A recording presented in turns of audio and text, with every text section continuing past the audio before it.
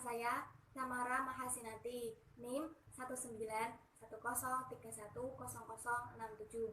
Saya mahasiswi IAIN Kudus. Saya prodi PGMI, kelas PGMIB semester 2. Saya di sini akan menjelaskan tentang perkembangan masa remaja. Perkembangan masa remaja. Apa itu masa remaja? Masa remaja merupakan suatu periode penting tentang kehidupan, masa perubahan, masa usia bermasalah, masa di mana individu mencari identitas diri, masa menuju kedewasaan. Masa remaja merupakan masa penuh emosi yang muncul karena adanya pertentangan nilai-nilai. Emosi yang menggebu-gebu ini ada kalanya menyulitkan baik bagi remaja maupun bagi orang tua atau orang dewasa. Emosi ini juga bermanfaat bagi remaja dalam upayanya menemukan identitas diri, dan orang-orang di sekitarnya akan menjadi pengalaman belajar bagi si remaja untuk menentukan apa yang akan dilakukannya. Selanjutnya, perkembangan emosi. Perkembangan emosi disebut masa badai dan topan, masa yang menggambarkan keadaan emosi remaja yang tidak menentu, tidak stabil, dan meledak-ledak. Karakteristik perkembangan emosi yaitu ada 4. 1. Periode pra-remaja. Periode ini terjadi gejala-gejala yang hampir sama antara remaja, pria maupun wanita. Gerakan mereka mulai menjadi kaku. Perubahan ini disertai sifat kepekaan terhadap perangsangan dari luar, dan respon mereka biasanya berlebihan, sehingga mereka mudah tersinggung dan cengeng, tetapi juga cepat senang dan emosi. 2. Periode remaja awal. Periode ini perkembangan fisik yang semakin tampak adalah perubahan fungsi alat kelamin karena perubahan alat semakin nyata.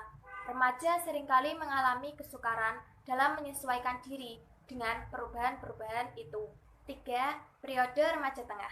Pada periode ini, tanggung jawab hidup yang semakin ditingkatkan oleh remaja, yaitu mampu memikul sendiri, juga menjadi masalah tersendiri bagi mereka, karena tuntutan peningkatan tanggung jawab tidak hanya datang dari orang tua atau anggota keluarganya, tetapi juga dari masyarakat sekitarnya.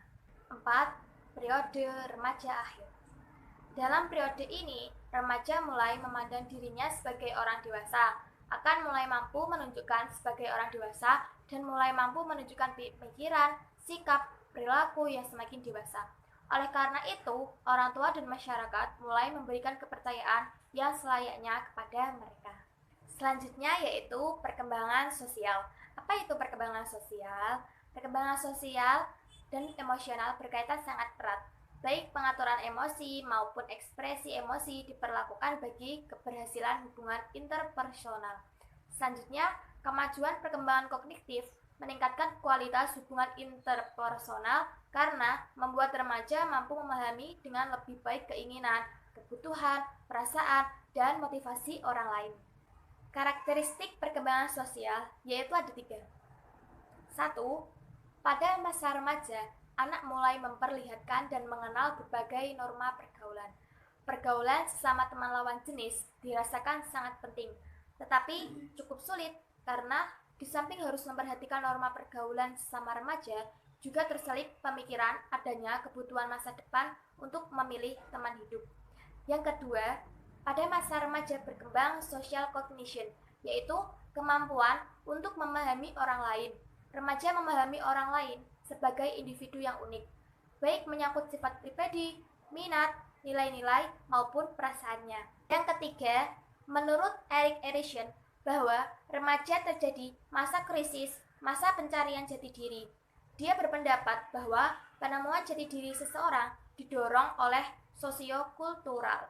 Selanjutnya, perkembangan fisik. Karakteristik perkembangan fisik yaitu ada 2. 1. Perkembangan anatomis. Yang kedua, perkembangan fisiologis. 1. Perkembangan anatomis. Adanya perubahan kuantitatif pada struktur tulang, indeks tinggi dan berat badan, proporsi tinggi kepala secara keseluruhan. 2.